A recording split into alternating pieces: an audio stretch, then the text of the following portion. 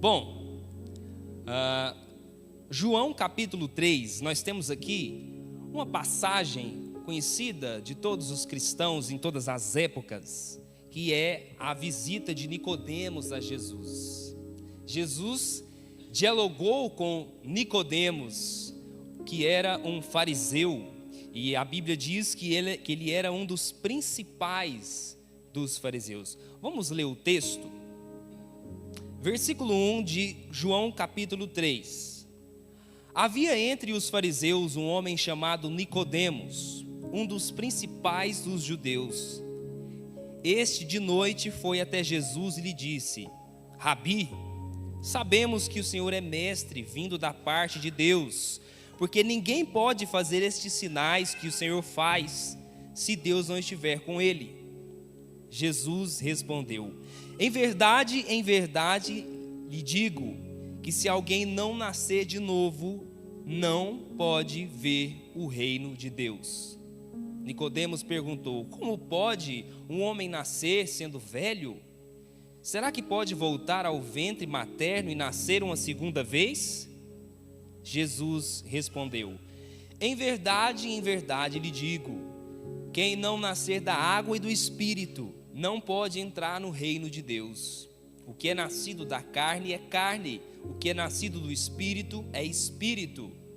Não fique admirado por eu dizer: vocês precisam nascer de novo. O vento sopra onde quer, ouve o barulho que ele faz, mas não se sabe de onde vem, nem para onde vai. Assim é todo que é nascido do Espírito. Então Nicodemos perguntou: como pode ser isso? Como pode ser isso? E essa é a resposta que nós vamos buscar aqui no estudo de hoje. Como pode ser isto? O estilo de ministração, de pregação, de estudo da Bíblia que eu mais prefiro, que eu mais gosto, é o chamado estudo expositivo da Bíblia, ou pregação expositiva da Bíblia. Você já ouviu falar sobre isso? É o seguinte: no estudo expositivo da Bíblia, você não tem um tema, você lê o texto e você extrai do texto o tema. A pregação temática ou o estudo temático da Bíblia, você já tem um tema e você vai procurar textos na Bíblia que apoiam este tema. Por exemplo, eu quero falar sobre o amor. Eu vou procurar textos na Bíblia que falam sobre o amor. Eu quero pregar hoje sobre perdão. Então eu vou buscar textos na Bíblia que falam sobre perdão. A pregação expositiva, ou estudo expositivo, o nome já fala. Você vai expor as ideias do autor do texto. Eu não tenho uma ideia formada. Eu vou ler o texto e vou expor a intenção do autor. Eu quero extrair do texto o tema. Entende? Então, nada mais, nada menos é o que nós vamos fazer nessa noite. De início, nós temos aqui no versículo 1, um fariseu, um homem chamado Nicodemos, um dos principais dos judeus. Ele era um homem importante entre os judeus. Ele é chamado de principal. E ele tem aqui um diálogo muito interessante, onde Jesus diz muitas coisas interessantes, sendo uma dessas coisas bem intrigante.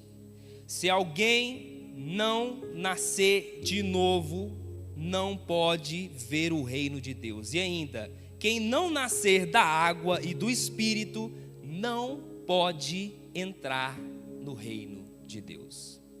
Portanto, nós temos aqui uma afirmação muito importante. Muito importante, porque Jesus disse: se isso não acontecer, você não entra. Então isso é uma coisa que tem que ser prioridade para nós. Precisamos entender o que significa isso. Por isso nós precisamos buscar aqui no texto isso que Nicodemos perguntou no versículo 9. Como pode ser isso? Como que é isso?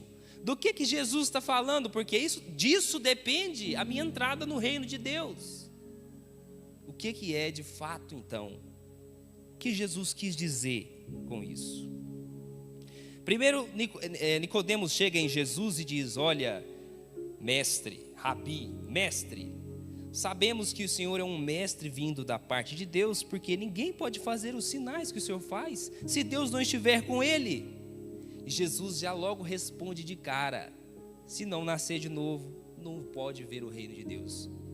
Nicodemos não falou, não perguntou nada sobre isso, mas Jesus já disse logo de cara: se você não nascer de novo, não pode entrar.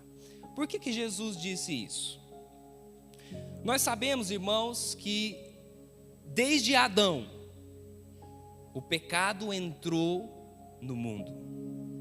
A desobediência de Adão trouxe o pecado para dentro do homem, de forma que o coração do homem se tornou pecaminoso, de forma que a natureza humana é totalmente depravada. Por isso a Bíblia diz: não há ninguém bom. Certa vez um jovem rico chegou em Jesus: olha, bom mestre. Qual foi a resposta de Jesus? Por que me chamas bom? Ninguém é bom a não ser Deus. Oh, mas Jesus não é Deus? Por que ele disse isso? Porque naquele momento o jovem rico não estava vendo Jesus como Deus, só como um homem. Ele estava vendo um homem na frente dele, um mestre, e disse: bom mestre.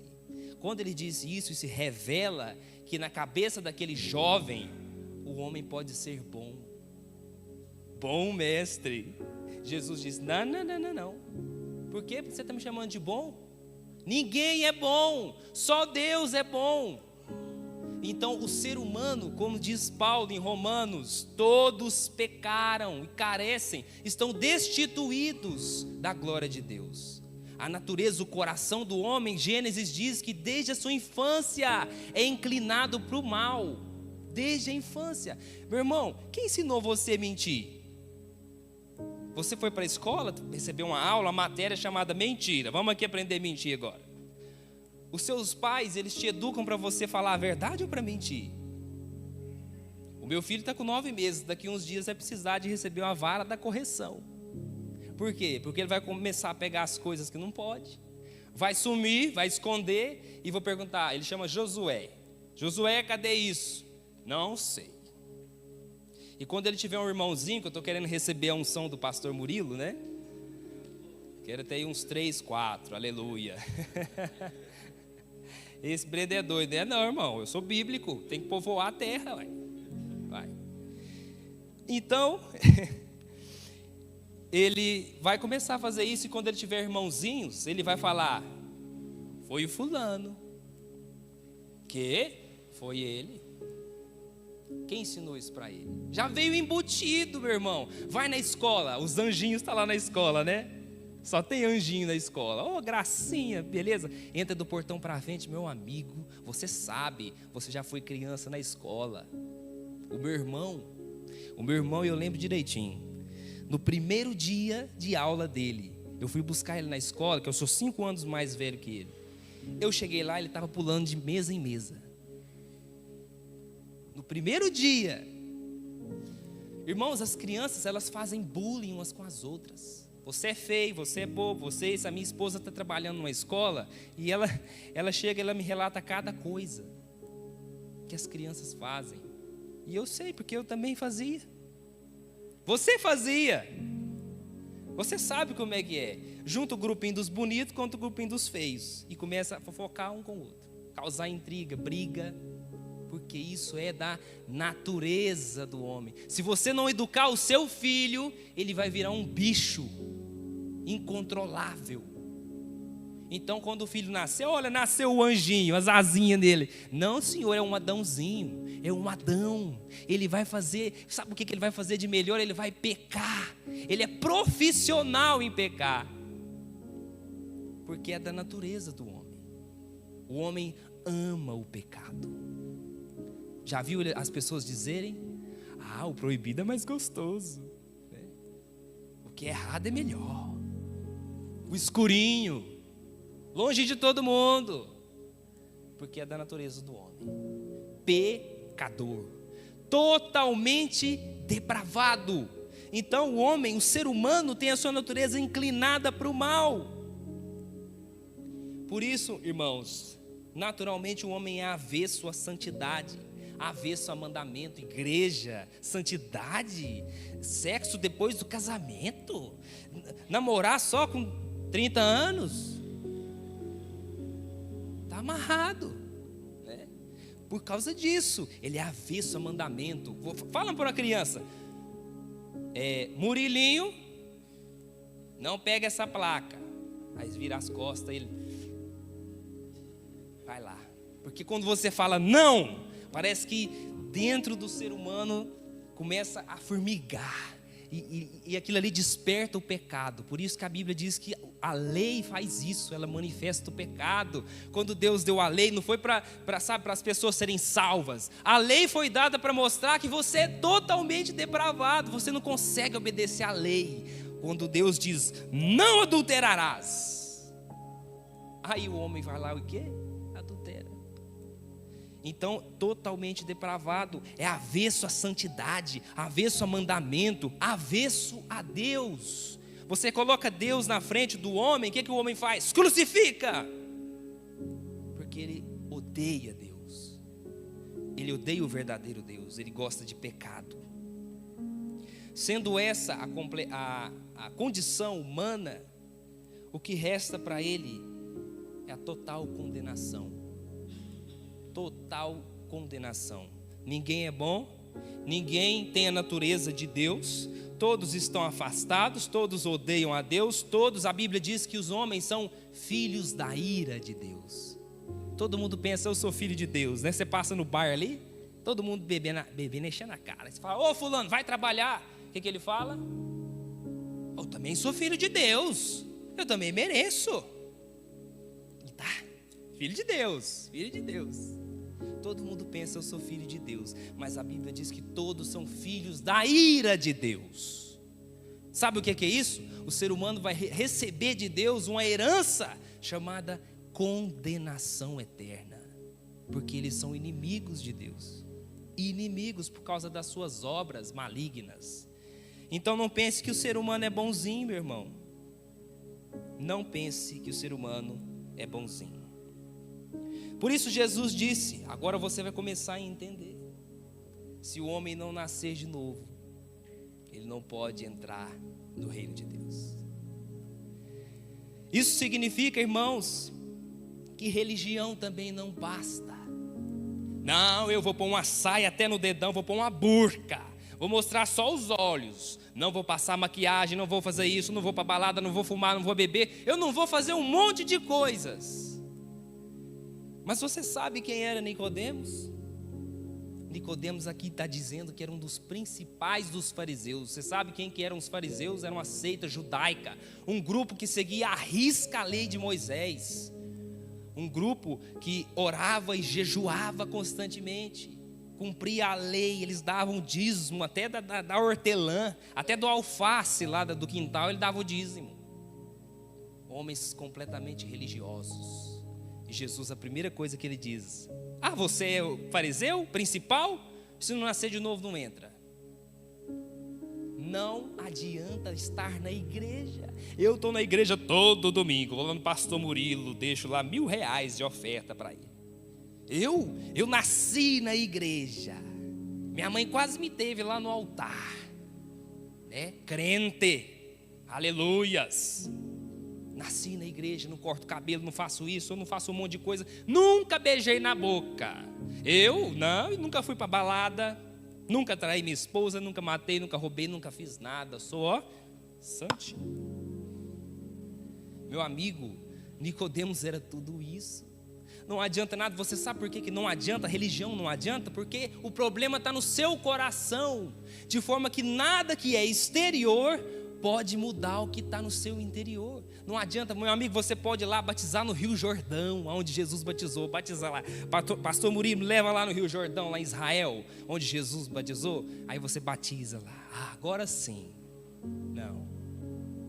Não, porque eu vou passar óleo ungido, vou tomar um banho de óleo ungido. Eu vou pôr o óleo ungido lá na caixa d'água da minha casa, porque vai descer água ungida sobre mim. E vou virar santo. Não vai. Não adianta. Não adianta, meu irmão, pode deixar o cabelo crescer até no dedão. Não adianta, não muda a condição do seu coração. Você é inclinado para o pecado. Você ama. O você que eu estou dizendo aqui é o homem carnal. Você vai começar a entender agora. Então, o que é externo não muda. É o que Paulo diz lá em Colossenses 2, do 20 ao 23. Essas coisas têm aparência de sabedoria, promovem um culto que as pessoas inventam, falsa humildade e tratamento austero do corpo, mas elas não têm valor algum na luta contra as inclinações da carne. Colossenses 2, 20 a 23. Essas coisas não têm valor algum na luta contra as inclinações da carne. Que coisas? Eu vou de joelhos até no Panamá, vou lá, de joelhos. Não vai mudar. Não muda, porque o problema está no seu coração. O problema está na sua natureza, que gosta e odeia Deus, gosta de pecado e odeia santidade. Esse é o problema do homem. Então Jesus disse isso. A única solução para o homem é nascer de novo. A única solução para o homem é uma transformação. O que é nascer de novo? É uma cirurgia. É uma cirurgia. Está lá em Ezequiel 36. Ezequiel 36, 26 e 27. Ezequiel 36, 26 e 27 diz o seguinte: eu lhes darei um coração novo, porei dentro de vocês um espírito novo, tirarei de vocês o coração de pedra e lhes darei um coração de carne, porei dentro de vocês o meu espírito e farei com que andem nos meus estatutos. O que ele vai fazer? Farei com que andem nos meus estatutos, guardem e observem os meus juízos. Por meio do Espírito Santo, Deus tira o coração de carne, que não tem sentimentos. Aliás, um coração de pedra. Um coração de pedra é um coração que não tem sentimentos por Deus. Será que você tem um coração de pedra? Um coração de pedra é um coração que não tem vida, um coração que não ama a Deus, um coração que não gosta de orar, não gosta de ler Bíblia, um coração que não gosta de igreja. Você já viu aquela pessoa que passa o domingo inteiro feliz? Oh, domingo, folga. Aí a pessoa chega nela e fala assim: fulano, vamos para a igreja? Vamos para a igreja. Fazer o quê, né? O pai chega para o filho: filho, vai se arrumar, nós vamos para a igreja. Ah, coisa chata. O coração de pedra acha Deus uma coisa chata. Coisa chata esse negócio de Bíblia, de Deus. Coração de pedra não tem sentimentos, não ama Deus, não ama as coisas de Deus, não sente vontade nenhuma de estar no seu quarto sozinho com Deus. Coração de pedra. O coração de carne, ao contrário disso, é um coração que tem batimentos, que tem vida. Quando ele ouça falar sobre Deus, o coração bate mais forte. Quando você chega na pessoa e fala: fulano, vamos para a igreja. Ah, vamos para a igreja. Fulano, vamos estudar a Bíblia. Aleluia, vamos estudar a Bíblia. Coração de carne tem vida, ele tem sentimentos por Deus. Qual é o seu coração? Essa é a cirurgia que o Espírito Santo faz em nós. Isso é nascer de novo, é uma transformação. Deus tira esse coração que odeia Ele, coloca um coração novo. Ele coloca o Espírito dele dentro de você, de forma que agora você não precisa chegar no pastor Murilo e dar chicotada nas costas dele e falar: vamos para a igreja, Murilo. Não, meu amigo, ele deseja isso, ele ama isso. Não precisa chegar nele e falar: vai ler a Bíblia, Murilo. Não, ele sente necessidade disso. Você entende o que eu estou falando? Não é uma questão de religiosidade, obrigação. A vida cristã verdadeira é um relacionamento amoroso. Você já viu quando um casal está apaixonado. Quando eu estava namorando com a minha esposa, ela morava do outro lado da cidade. Isso para mim não estava nem aí. Eu queria lá ver ela. Eu mal podia esperar para ir lá. Eu queria ir lá todo dia. Quando estava namorando por telefone, né? Ah, desliga você. Não, desliga você. Não, só mais um pouquinho. Só mais um pouquinho. Quando eu já vi, era 6 horas da manhã. Nem vi o tempo passar. Agora vamos trabalhar, 7 horas, igual um zumbi. Mas feliz, né? Porque eu estava amando. Não é uma questão de obrigação, você entendeu? Ninguém precisa me amarrar para mim ir lá. Irmãos, quando eu me converti, eu não nasci na igreja. Eu era um jovem comum do mundo. Amava a farra, né? Bagunça na escola. Vixe, meu Deus.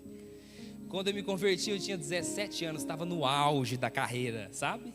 No auge. Deus me pegou. E Deus me pegou um dia lá no meu quarto lendo a Bíblia. Eu descobri Jesus lendo a Bíblia. E eu vi, meu Deus, o que eu estou fazendo da minha vida? E eu dobrei os meus joelhos e falei, Senhor, a minha vida é sua. Eu quero servir o Senhor. Jesus está voltando, porque eu me converti lendo Apocalipse. Quando eu descobri que Jesus estava voltando, meu amigo, no outro dia eu já era crente. E eu cheguei na escola completamente diferente. Os meus amigos não me reconheciam. As meninas chegavam, Brenda, eu paz do Senhor. Literalmente, eu não estou brincando. Brendo, abraço, a paz do Senhor, irmã. Completamente diferente. Os meus amigos que gostavam, né, daquela farra de mulher e coisa, as meninas bonitas passavam e eu estava amarrado em nome de Jesus, Senhor, minha vida é sua. Aí eles faziam assim, gosta não. É desse jeito. E isso aconteceu naturalmente, sabe? Na minha casa morava eu, minha mãe e meu irmão, a casa pequena, sem privacidade. E eles não entendiam. Minha mãe falou que eu estava ficando louco, porque eu levantava 5 horas da manhã para orar. Ficou louco esse menino. Então, como eu não podia esconder deles, eu tive uma ideia. Quando eles estavam lá em casa, um ia para o computador e o outro para a televisão. Quando eu vi que eles estavam bem concentrados, eu ia lá para trás da casa, subia no muro e ficava no telhado. Senhor, eu te amo, Senhor. Obrigado por me salvar, Senhor. Olhando para as estrelas, chorando e dizendo, Senhor, obrigado, porque eu estava indo para o inferno e o Senhor enviou o seu filho para me resgatar. Ah, Senhor, a minha vida é sua. Ninguém precisou ir lá puxar minha orelha, chicotear minhas costas para acontecer isso. O que aconteceu? O que aconteceu com o Brendo, que amava o pecado e agora está amando Deus e odiando o pecado? O que aconteceu? É uma transformação, é um milagre. Sabe, você não tem que vir para a igreja, porque milagre, Senhor, é o milagre, é a bênção. Meu amigo, o milagre que você precisa é nascer de novo. Você precisa perder esse coração de pedra e ganhar um coração de carne. O que adianta você ganhar o mundo inteiro e perder a sua alma? O que adianta? Você vai para o inferno com bênção e tudo, meu amigo. É porque o milagre, a cura, beleza, mas e o coração? Como é que está? Você ama Deus? Você está ansiando ir para a sua casa hoje, entrar para o seu quarto e ficar lá. Oh, maravilha, olha que beleza. Você sente prazer em Deus? Isso é nascer de novo. E olha, Jesus disse, se isso não acontecer, você não entra no reino de Deus. E aí? Você nasceu de novo? Você teve o seu coração transformado pelo Espírito? Isso precisa acontecer, irmãos, com todos nós. Você precisa nascer de novo. Mais do que estar na igreja, mais do que receber milagres, curas e bênçãos. Irmãos, você precisa amar a Deus. Você precisa amar a Deus.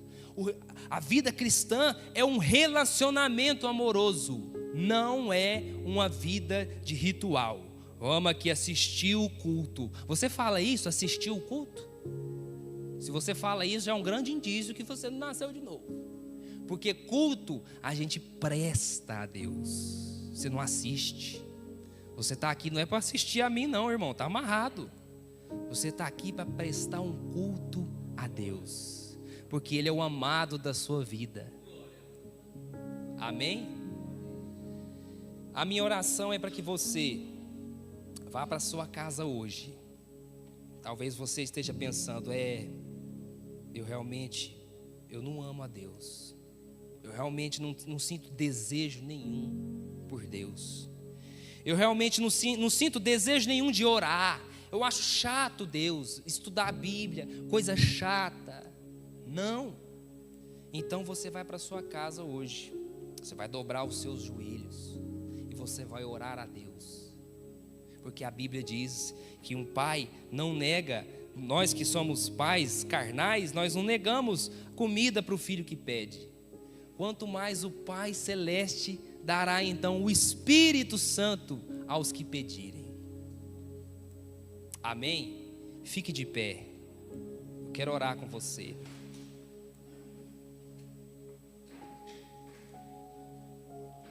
Feche os seus olhos e vamos falar com Deus.